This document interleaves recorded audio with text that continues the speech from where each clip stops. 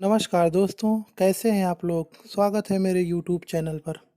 आज की वीडियो में हम लोग बिलियन चैप्टर के अंतर्गत एनसीईआरटी के एक्सरसाइज से न्यूमेरिकल नंबर 4 को हल करेंगे।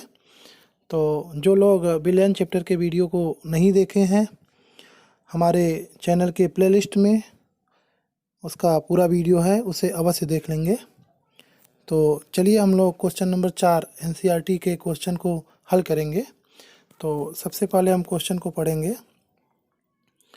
प्रयोगशाला कार्य के लिए प्रयोग में लाया जाने वाला सांद्र नाइट्रिक अम्ल द्रव्यमान की दृष्टि से नाइट्रिक अम्ल का 68% जलीय विलयन है, यानी द्रव्यमान की दृष्टि का मतलब W/W। यदि इस विलयन का घनत्व 1.504 ग्राम प्रति ml हो तो अम्ल के इस नमूने की मोलरता क्या होगी। यानी ये जो क्वेश्चंस है मोलरता पर आधारित है। तो हम इस क्वेश्चन को दो तरीके से हल करना बताएंगे। तो इसके लिए आप लोग को वीडियो को अंत तक देखना होगा। हम बहुत ही सरल तरीके से इसको बताएंगे।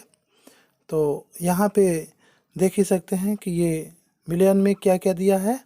घनत्व दिया है और प्रसवता दिया है। तो प्रसवता है, कौन सी प्रसवता है पता है? ये भार प्रसवता है।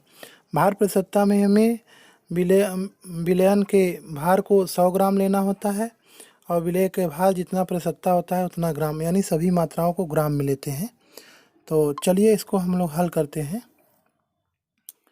तो यहाँ जैसा कि हमने अभी बताया ही है कि क्योंकि ये भारानुसार 68% है, तो यहाँ हम विलयन को कितना मान लेंगे? 100 ग्राम मान लेंगे और उसमें विलेय पदार्थ यानी नाइट्रिक अम्ल कितना हो जाएगा? 68 ग्राम हो जाएगा। कितना ग्राम हो जाएगा? 68 ग्राम हो जाएगा। तो हमें मोलरता में विलेय के भार की आवश्यकता होती है, तो ये कितना दिया है? 68 ग्राम। और उसके बाद मोलरता ज्ञात करने के लिए विलयन के आयतन की आवश्यकता होती है, जबकि इस क्वेश्चन में विलयन का आयतन नहीं दिया गया है। तो हम अगर घनत्व और द्रव्यमान पता है तो आयतन को की गणना कर सकते हैं इस सूत्र से। तो यहाँ विलयन का जो भार है 100 ग्राम है और घनत्व इतना दिया है। तो इसको जब हम रखेंगे इस सूत्र में तो हमारा जो आयतन आएगा 66.5 ml। इसको हल कर लेंगे तो कितना आएगा? 66.5 ml। तो जैसा कि जानते ही हैं हम लोग, सूत्र में आयतन को प्रायः लीटर में ही रखा जाता है। तो इस आयतन को हम लीटर में बदल लेंगे और इसके लिए हमें 1000 से भाग देना होगा। तो ये हमारा आयतन इतना हो जाएगा। ठीक। तो अब हम इसके आगे हम मोलरता के सूत्र में इस मान को हम रखेंगे। तो ये देख सकते हैं हम लोग, मोलरता का सूत्र क्या होगा? विलयन की मोलरता बराबर विलेय का भार बटे विलेय का अणुभार गुणित विलयन का आयतन लीटर में। तो इसको हम अगर सिंबल के रूप में देखना चाहते हैं तो यम बराबर हो जाएगा WB। WB क्या है? विलेय का भार बटे MB। MB क्या होता है? विलेय का अणुभार गुणित आयतन भी किस में होना चाहिए? लीटर में। तो हम इस सूत्र में सभी मानों को रखेंगे। तो सबसे पहले हमें, क्योंकि अणुभार या मोलर द्रव्यमान की आवश्यकता होगी नाइट्रिक अम्ल के, तो मोलर द्रव्यमान या अणुभार कैसे निकाला जाता है? परमाणु भारों को जोड़कर। तो जब इसको जोड़कर निकालेंगे तो कितना आएगा? 63 आएगा इसका परमाणु भार, ये अणुभार। ठीक है, इसको मोलर द्रव्यमान भी बोल सकते हैं। तो अब हम इन मानों को मोलरता वाले सूत्र में रखेंगे। तो यहाँ हम लोग देख सकते हैं मोलरता वाले सूत्र में जब रखेंगे तो ये समीकरण बनेगा। विलेय का भार कितना है? 68 है और अणुभार या मोलर द्रव्यमान कितना है? हमारा 63 है और आयतन कितना है? 66.5 गुणित 10⁻³ लीटर में है।